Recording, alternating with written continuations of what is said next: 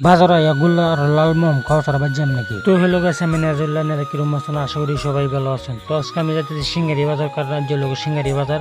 তো আমি সাকলিনটা ফোন মারছি, তো সাকলিনও যাবো, তারা বাড়ির সামনে গাড়ি হচ্ছে আইতেছে, হ্যাঁ ফেরটা কীভাবে ফুলাই আইতেছে। তো আমরা দুজন মিলে যাইতেছি বাজারও।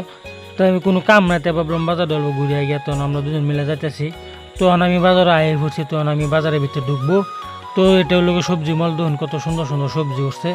তখন আমি সবজি মলে তো গুল্লা মলো, তো কারণ আমি বাজারে আইলি আমি গুল্লা খাই, কারণ গুল্লাটা খুব ভালো লাগে খায়া।